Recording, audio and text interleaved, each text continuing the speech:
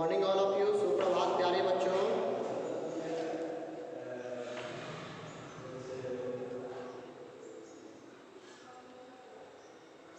Okay, so we were studying chapter number 3, what is democracy. In fact chapter number 2, what is democracy, why democracy. ठीक है, इसमें हम लोग chapter number 2 पढ़ रहे थे। पेज नंबर 27 जो पेज नंबर है यहाँ निकालिए। Free and fair electoral competition, free and fair electoral competition.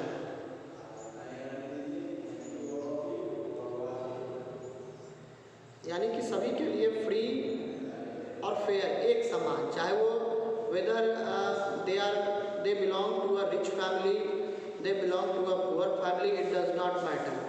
Whether they belong to a higher class of the society, where they belong to a lower class in the society, it does not matter.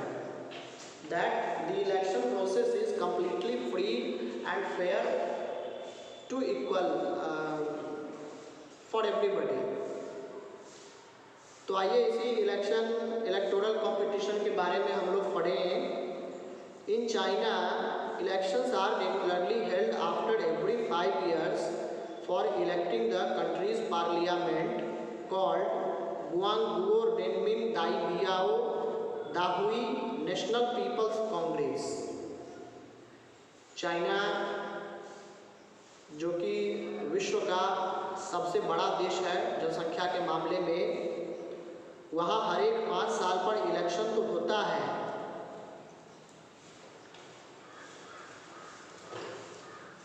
और वहाँ के parliament को गुआंगुआओ Renmin दाइबियाओ दुहाई कहा जाता है, दाहुई कहा जाता है, जिसको नेशनल पीपल्स कांग्रेस भी कहते हैं।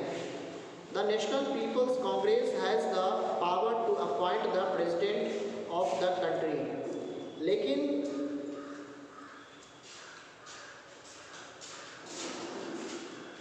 जो पार्लियामेंट है वहाँ का नेशनल पीपल्स कांग्रेस, उसके पास इतनी शक्तियाँ होती है कि वो प्रेसिडेंट को, किसी उस देश के प्रेसिडेंट को अपॉइंट कर सकता है।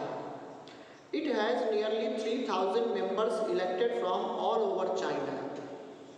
पूरे चाइना में से 3000 मेंबर को इलेक्ट किया जाता है इलेक्शन प्रोसेस के द्वारा। Some members are elected by the army, जबकि कुछ ऐसे members भी होते हैं जिन्हें आर्मी ऑफिशियल्स के द्वारा चुना जाता है। Before contesting elections, a candidate needs the approval of the Chinese Communist Party. जैसे मान लीजिए कि अगर किसी भी पार्टी के तरफ से अगर कोई मेंबर खड़ा होना चाहता है तो सबसे पहले उसे चाइनीज़ कम्युनिस्ट पार्टी की सहमति मिलनी ज़रूरी है। उनसे सहमति लेना पड़ेगा कि मैं चुनाव में खड़ा हो सकता हूँ आपके पार्टी की तरफ से या नहीं। That what does election commission in our country? Election commission के सामने सारे कैंडिडेट्स को वहाँ प्रस्ताव रखना पड़ता है, जो भी एफिडेविट, जो भी अपने बारे में डिटेल्स वगैरह सारा डिटेल्स देना पड़ता है with affidavit. Some members are elected by the army, only those who are members of the Chinese communist party और 8 smaller parties allied to it were allowed to contest elections held in 2002-03।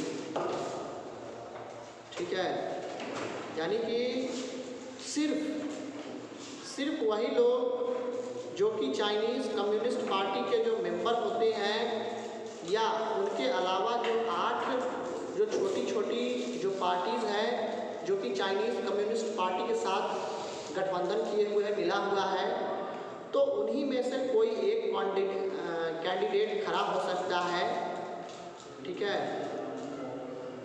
और कुछ इसी प्रकार की घटना 2002-2003 में हुई थी जब इलेक्शन प्रोसेस चल रहा था। The government is always formed by the communist party. चाहे कोई भी व्यक्ति जीते, कोई भी नेता वहाँ इलेक्शन प्रोसेस में विजेता घोषित हो, it does not matter for the country.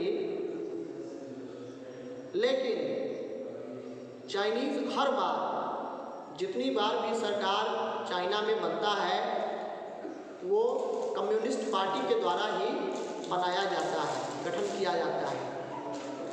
Since its independence in 1930, Mexico holds elections after every 6 years to elect its president. जब से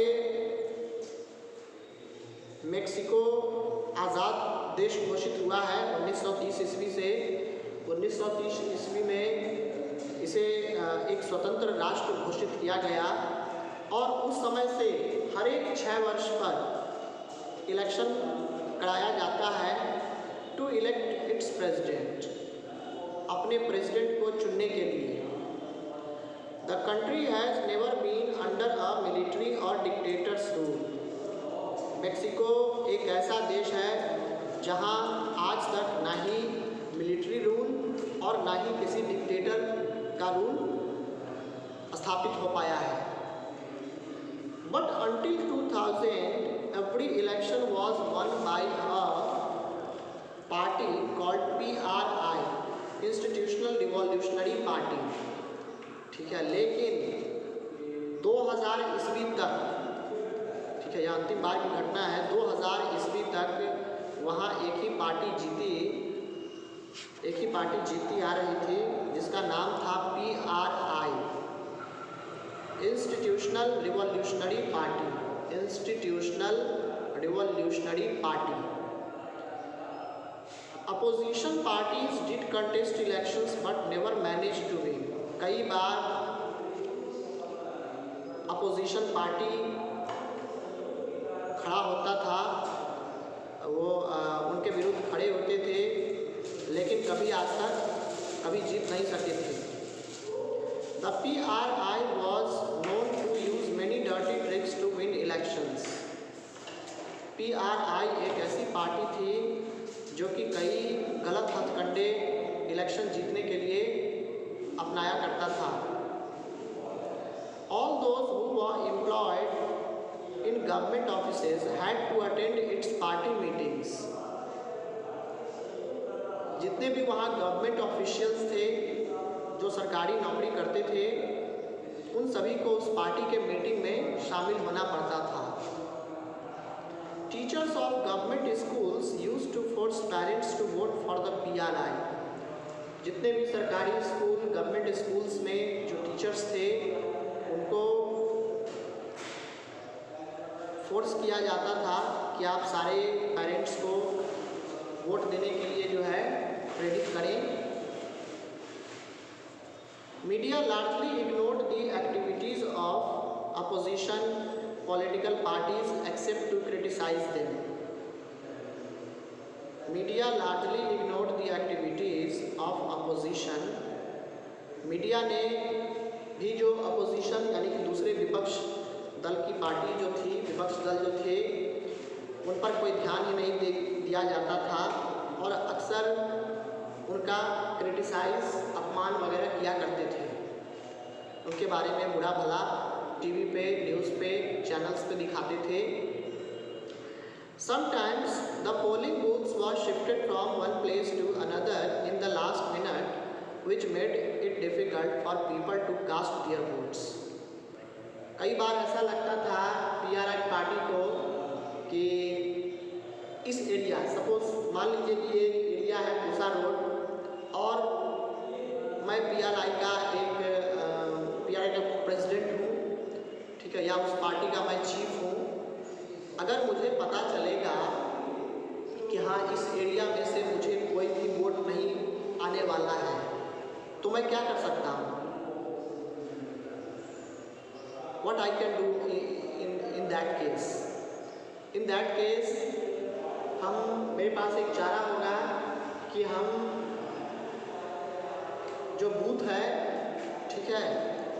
पोलिंग बूथ जो है जहाँ पर लोग वोट गिराने जा रहे हैं, अंतिम समय में 1-2 घंटा जब शुरू होने वाला होगा वोट, उसी समय हम उसको दूसरे जगह यहाँ से लेकर के समस्तीपुर कर देंगे, ठीक है, या उधर हाजीपुर में हम डलवा दें। मान लीजिए मैं एक एग्जाम्पल दे रहा हूँ just to make you understand in a better way, ठीक है।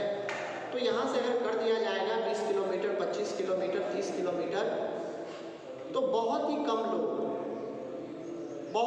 लोग ऐसे हैं जो यहाँ से 20 किलोमीटर, 25 किलोमीटर एक लंबी दूरी तय करने के बाद वोट देने जाएं, ठीक है। That is what PRI did during the election at the 11th hour, मतलब जब बहुत कम समय होता था, अंतिम समय में they actually used to shift the polling booth to another place। एक ऐसे जगह पर वो पोलिंग बूथ को शिफ्ट कर देते थे ताकि वहाँ की जनता को परेशानी होती थी, वो वोट भी नहीं दे पाते थे, ठीक है। ये सारे ट्रिक्स थे PRI पार्टी के। ये किसी न किसी तरह से बाई हुक और by crook they wanted to win the election every time।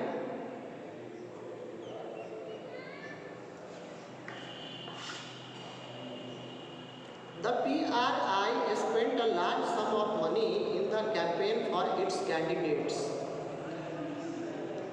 चुनाव प्रचार प्रसार में PRI ढेर सारे रुपए पैसे अपनी पार्टी और अपने कैंडिडेट्स पर खर्च करती थी, यह जानते हुए कि आखिर वो आज न कल जीतेंगे।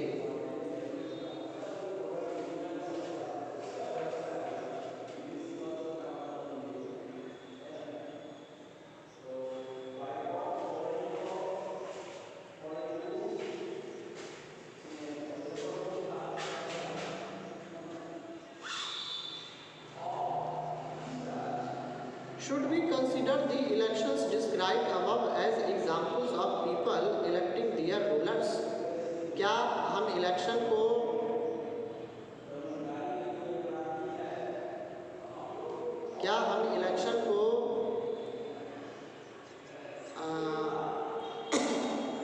अपने रूलर्स चुनने का माध्यम कह सकते हैं? Reading these examples, we get a sense that we cannot। अगर हम इन सारे एग्जाम्पल्स को पढ़ेंगे तो हम पाएंगे कि हमारा आंसर होगा नहीं। There are many problems here। यहाँ बहुत सारी दिक्कतें हैं। In China, the elections do not offer the people any serious choice। China में जो इलेक्शन होता है वहाँ जानकर के आपको हैरानी होगी कि people actually don't have another option, another choice except Chinese Communist Party। वहाँ की जो कम्युनिस्ट पार्टी है उसके अलावा लोगों के पास कोई चारा नहीं है। They don't have even the another or you can say second option। ठीक है, उनके पास कोई चारा ही नहीं है। बस एक ही पार्टी हर बार इलेक्शन में कैंपेन करेगा, वही पार्टी के अलग अलग सदस्य जीतेंगे, but their views their ideals would be the same.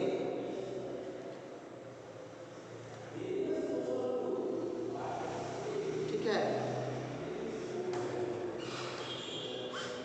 They have to choose the ruling party and the candidates approved by it. उन्हें हर हालत में जो रूलिंग पार्टी है उसी पार्टी को और उसके पार्टी के द्वारा अप्रूव किए गए लीडर को ही जिताना है, आपको वोट देना है किसी भी हालत में। Can we call this a choice? क्या हम इसे चॉइस कह सकते हैं? No, we can't, we definitely not. In the Mexican example, people seem to really have a choice, but in practice they had no choice। Mexico की अगर आप बात करें तो लोगों के पास चॉइस था, लेकिन अगर प्रैक्टिस में देखा जाए तो उनके पास ऑप्शन नहीं था। क्योंकि ऑपोजिशन, यहाँ तक कि टीवी चैनल वगैरह पे भी ऑपोजिशन पार्टी को लोग बुरा भला कहते थे, न्यूज़ चैनल्स वाले भी, और वो लोगों को एक तरह से भ्रमित करते थे।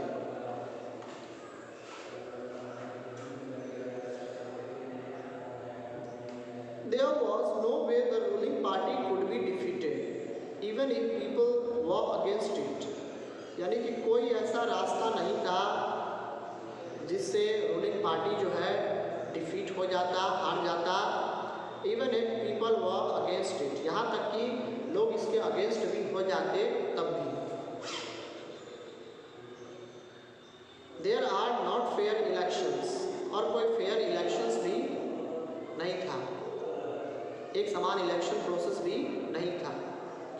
We can thus add a second feature to our understanding of democracy.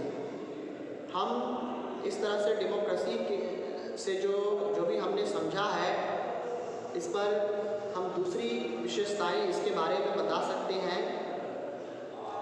Holding elections of any kind is not sufficient, यानी कि इससे ये पता चलता है कि democracy is actually not about the holding elections at regular intervals.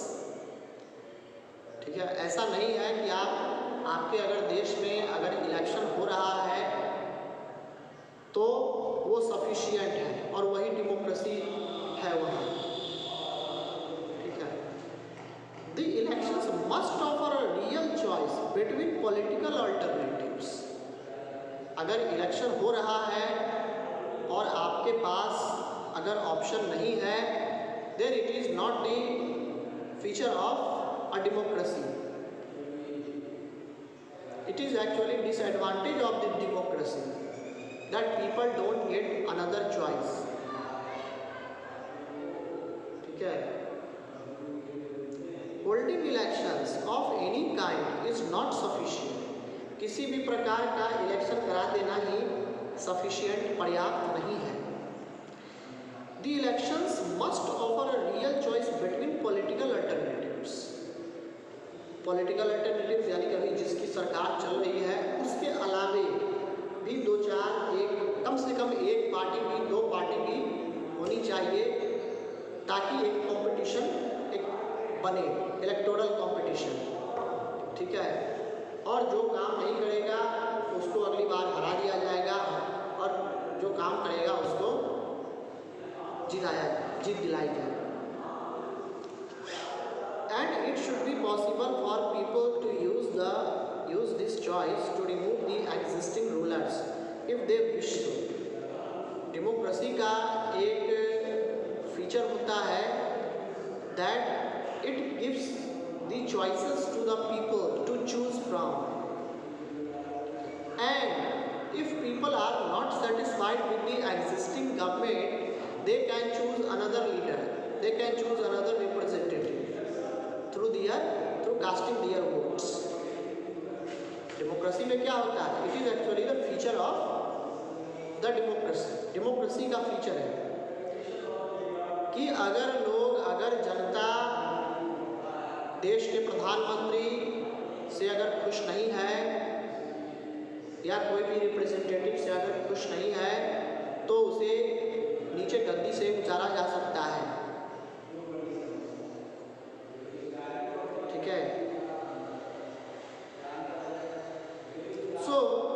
Democracy must be based on a free and fair election where those currently in power have a fair chance of losing. इसी प्रकार अगर democracy में देखा जाए तो democracy पूरी तरह से फ्री और फेयर इलेक्शन पर आधारित है, where those currently in power have a fair chance of losing. यानी कि इसका ये मतलब हुआ कि जो पार्टी रूलिंग है, जो रूलिंग पार्टी है, उसको भी हारने का भय होना चाहिए, उसके मन में भी डर होना चाहिए कि अगर मैं काम नहीं करूंगा, अगर हमारी पार्टी जनता को खुश करने में असक्षम होती है तो हमें भी हार का मुंह देखना पड़ेगा। ठीक है, ये कहीं ना कहीं मन में डर होना चाहिए।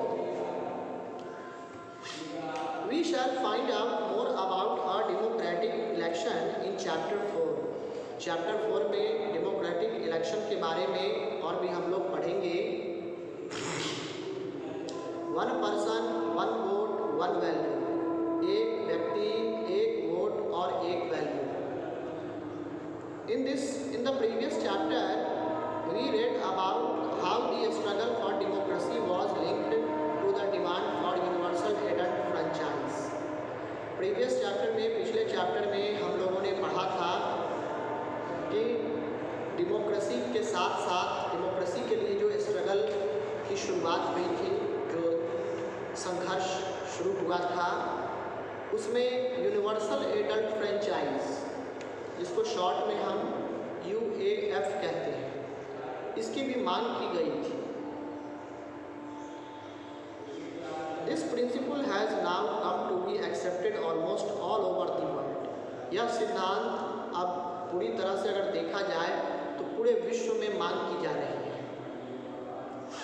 Yet there are many instances of denial of equal right to vote। फिर भी बहुत घटना आप देख सकते हैं, बहुत सारे प्रूफ्स हैं, बहुत सारे इंस्टेंसेस हैं, जिसको देख करके, जिसको पढ़ के आप समझ सकते हैं कि सभी व्यक्ति को इक्वल राइट देना चाहिए। सभी व्यक्तियों को, चाहे वो स्त्री हो पुरुष हो, ठीक है, हर व्यक्ति को वोट देने का अधिकार प्राप्त होना चाहिए। Okay, so first point is, in Saudi Arabia women do not have the right to vote। Saudi Arabia में महिलाओं को वोट देने का अधिकार नहीं था, ठीक है। लेकिन अब 2015 ईस्वी से, since 2015 the women of Saudi Arabia got the right to vote। 2015 ईस्वी से सऊदी अरेबिया की महिलाओं को भी वोट देने का अधिकार प्राप्त हो गया। Estonia has made its citizenship rules in such a way that people belonging to Russian minority find it difficult to get the right to vote।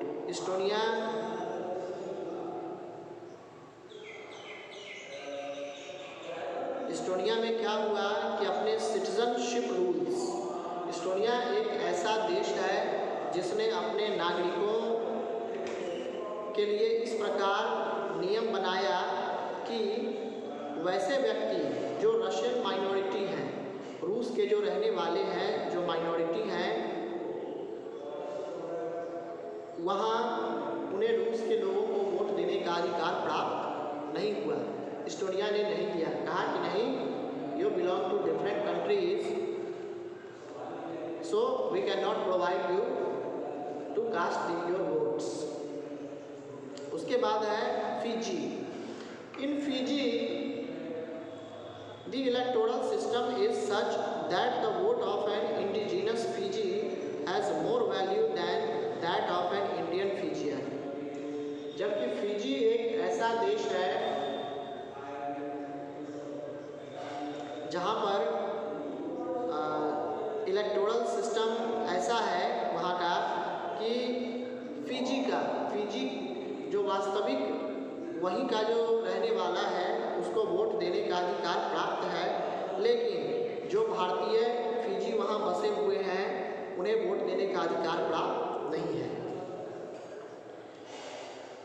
Democracy is based on a fundamental principle of political equality. Democracy पर अगर आप नज़र डालें तो इसका जो principal है, सिद्धांत है, वो पूरी तरह से बेस्ड है पॉलिटिकल इक्वलिटी पे, यानी कि सामाजिक समानता पे।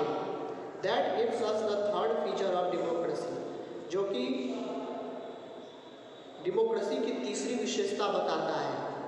इन a democracy each adult citizen must have one vote and each vote must have one value. ठीक है, डेमोक्रेसी में हर एक एडल्ट सिटीजन को, every adult citizen must have one vote, each and every, हर एक व्यक्ति को वोट देने का अधिकार प्राप्त है and each vote must have one value, और हर एक वोट की कीमत एक है। We shall read more about it in chapter 4। इसके बारे में हम लोग चैप्टर 4 में और भी बेहतर ढंग से पढ़ेंगे।